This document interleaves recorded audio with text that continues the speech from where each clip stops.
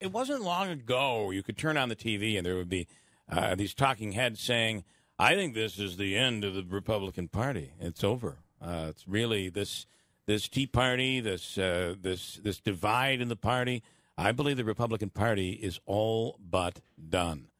Well, you might be able to say the same thing about the Democrats right now. There is a civil war going on from American University. We have Capri Cafaro standing by right now. Capri, what do you think? It's funny how just a few years later, everything is completely switched. No question about it, and thank you for having me this morning. I'm glad that you brought up the issue of the Tea Party because this is, I think, a very apt analogy. Yeah. Back in 2010, when the Tea Party ascended to power and helped, frankly, the Republicans take back control of Congress from the Democrats that held it from 2006 to 2010. It was partially because of this very fervent group of individuals that did not want to compromise in the Tea Party.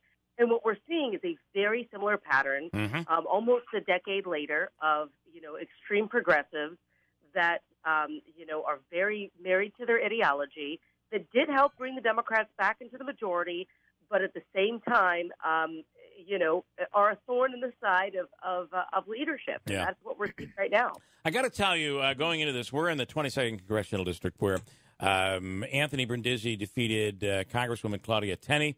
Brindisi is a Democrat, but I'm a moderate Democrat, and is really getting some flack right now for siding with Republicans on a number of issues, including that latest gun control bill. He voted against it. But what I find interesting is we've saw months and months of anti-Pelosi, far-left commercials, how she's a far-left liberal. And while that might be true, she certainly looks pretty moderate today. I was actually go ahead. saying that yesterday to somebody. It's crazy. But I got to tell you, and I know I'll get hammered for this, but I'm quite impressed in the way that Pelosi, she's far more strategic and far more in control than I ever thought she was capable of. What are your thoughts?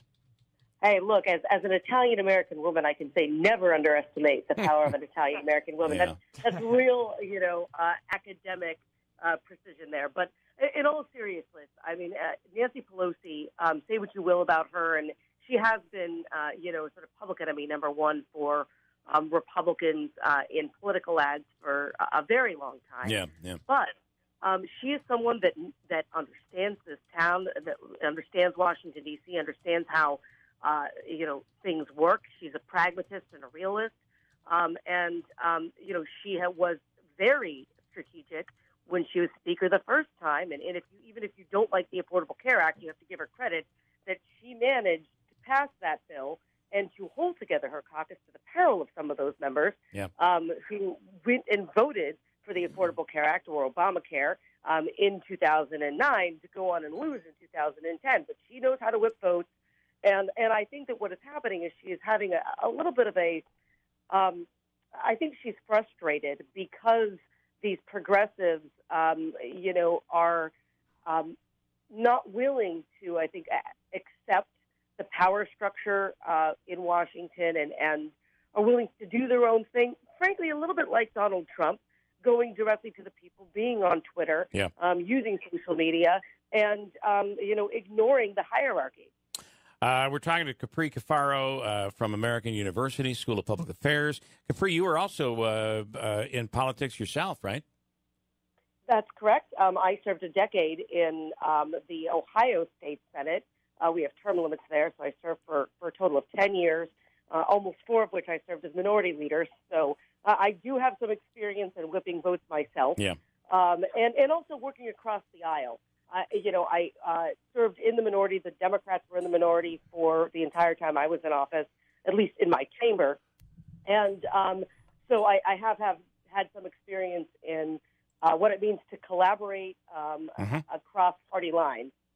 I want to ask you, do you, Andrew, go ahead first. No, just really quickly, if you look, I'm not really familiar with the numbers for the 2 other representatives that are kind of in this progressive group, but with Alexandria Ocasio-Cortez, it seems like she had one district in New York City that voted her in. Yes, she's got a lot of social media followers, but does she really define the beliefs of the modern Democrat? I don't think so. I think a lot of this, frankly, is media buzz. She's captured the attention of the nation, being, I think, a young woman, someone who is outspoken. But that's right. I mean, she represents the Bronx and Queens and New York. New York City, obviously, has always been known as a place that is a little bit more liberal or progressive than the rest of the nation. Mm-hmm. And I don't necessarily think it is reflected. I mean, coming from Ohio, and sounds like, out in Utica and Rome as well, Democrats in the middle of the country are not necessarily the same as on the coast. Yeah. And I think that it's a misnomer. Final question I want to ask, with Biden sitting out there, it seems completely strategic. And the field, which is getting larger and larger, does seem to be a far left field. Does that open the door for this grandfatherly type who often says something a little out there? People seem to like him.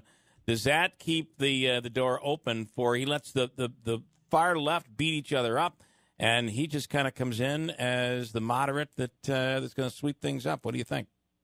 I do think that there is room for a moderate lane here. I think that Joe Biden does have his own challenges. I think that he thinks that this is, his turn if he gets into this race, and I think that might be to his peril.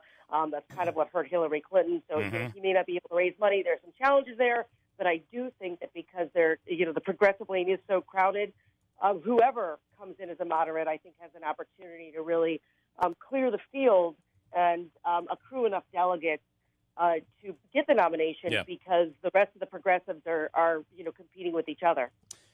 Interesting stuff. Boy, you just can't make any of it up. You really can't. That's the truth. Yeah. Capri Cafaro, thanks for taking the time this morning. We really appreciate it. Absolutely. Anytime. Right. Thanks.